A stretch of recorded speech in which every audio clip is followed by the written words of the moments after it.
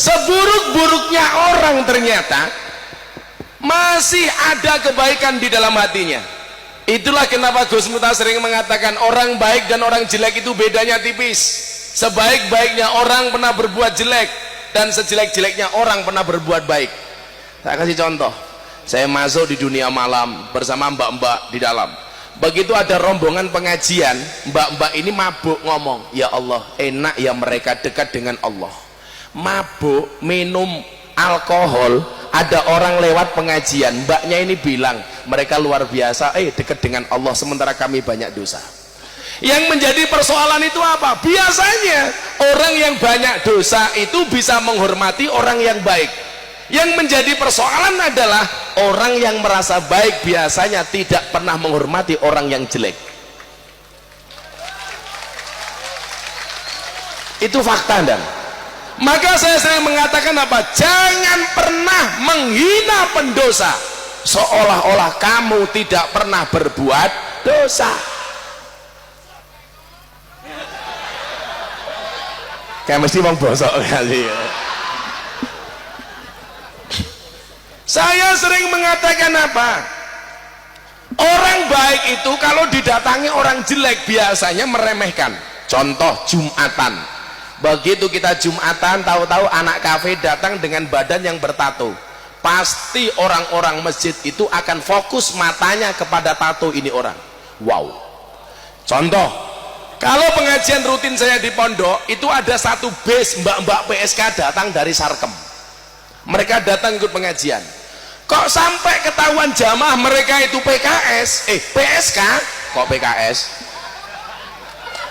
PSK. Jangan diperjelas. Ketahuan mereka itu PSK, orang akan memandang mereka dengan pandangan jijik, dasar lonte. Orang-orang baik ini kemudian apa? Dia lupa firman Allah, fala tuzakku anfusakum huwa a'lamu bimanittaqo. Jangan merasa sok suci. Kenapa? Karena dia Allah yang paling tahu siapa di antara kalian yang paling bertakwa. Maka kemudian pandangan yang saya pakai untuk memandang mereka dengan kacamata apa?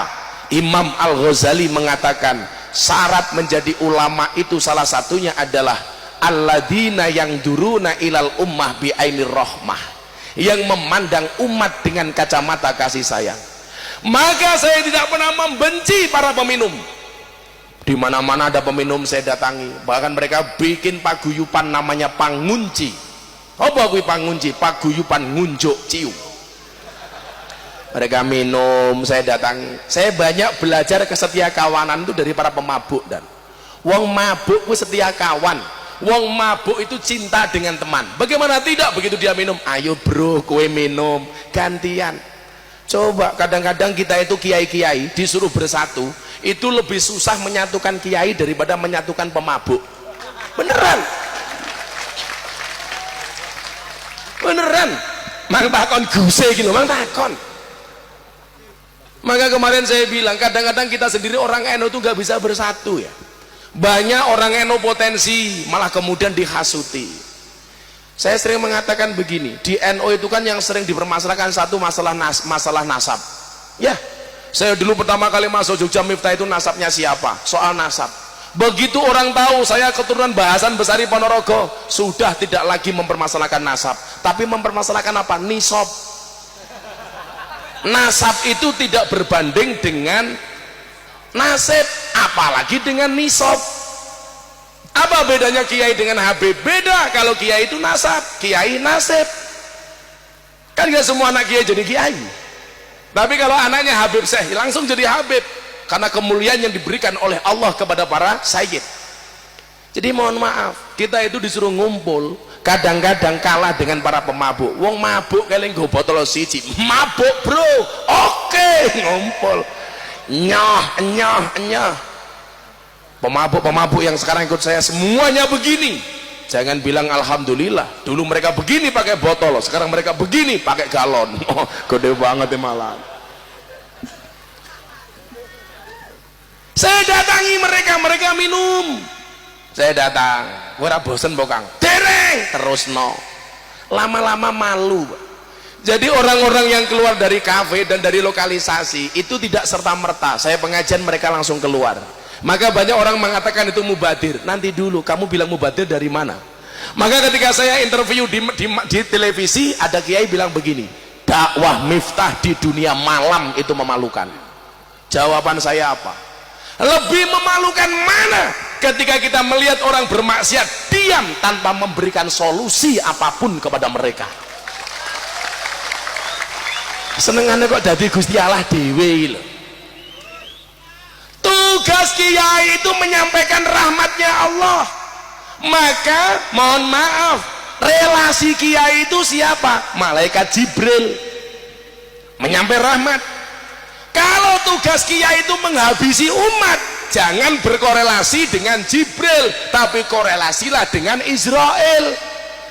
Pateni wae kono, kan begitu.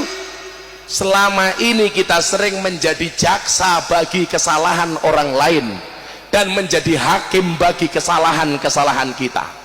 Kalau kita berbuat salah, kita bela semati-matinya, tetapi kalau orang salah, kita salahkan semati-matinya. Ini kan gila.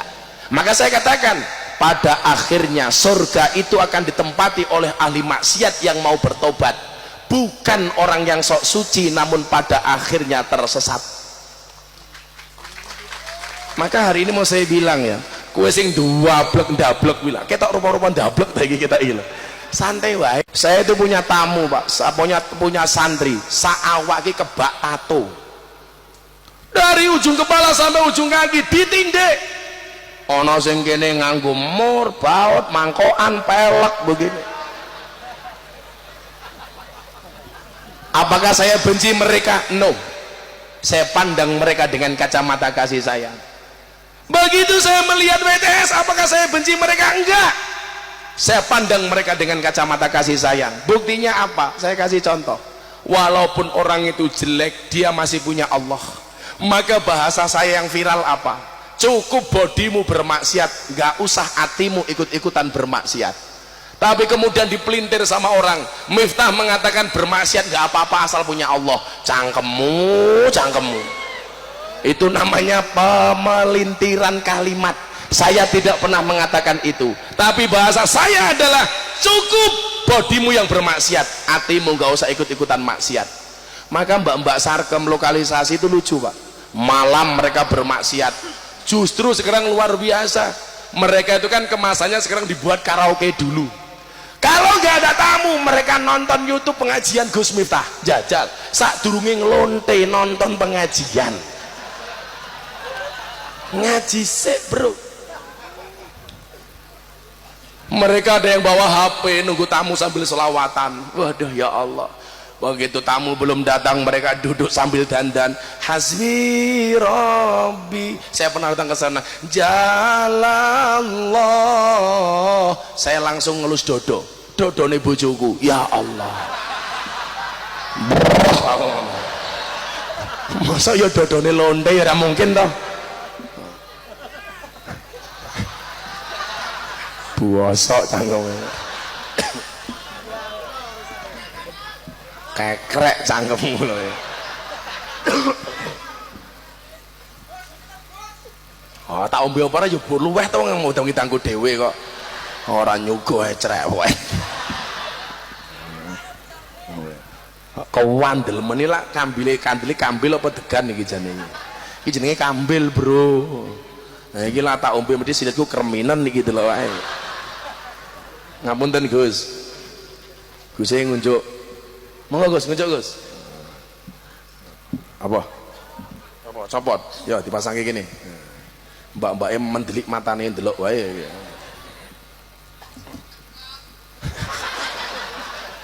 Cang.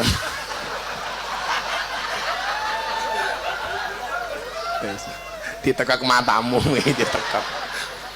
Kiai kok ditekak iki.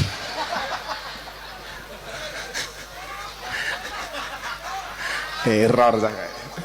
Masa kiai ditekak ya modar aku kaya. Sallu ala Nabi Muhammad. Walaki yang duru ila qulubikum sing didelok atine. Maka mereka kalau pengajian saya ajak bersolawat nangis, saya ajak tahlilan nangis, saya ajak sholat nangis. Itu kan kebahagiaan yang luar biasa, Pak. Kenapa kemudian saya tetap melakukan secara istiqomah, menghampiri mereka, menyayangi mereka? Karena saya meyakini mereka tidak akan pernah menjadi PSK selama-lamanya. Kalau toh kemudian mereka menjadi PSK selama-lamanya, mau, saya yakin tamunya nggak mau.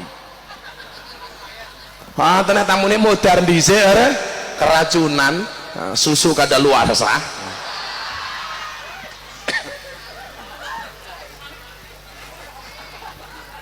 Apa Gus minta untuk gratisan? Matamu lele. Saya itu yang paling berat itu, Pak. Kalau lagi mau pengajian, mau berangkat ngaji atau pulang ngaji, mbak-mbaknya habis mandi, kan saya lokasi pengajian itu melewati kamar-kamar mereka, dan begitu saya lewat, mereka habis mandi, anduan segini, SDSB lah, apa SMS lah, silite metu sedikit itu kan. Begitu saya lewat diambil ke monggo Gus mampir. Ya Allah, saya andilau antara dilema dan galau. Nggak mampir diperkosa, orang diperkosa ya pengen, terus itu jujur Gus, 15 tahun ngaji sama PSK, pengen apa enggak? Saya jawab ya pengen aku, normal aja aku. Terus ribon ya ngempat aku, masa kiai ngacengan aku ya ngono.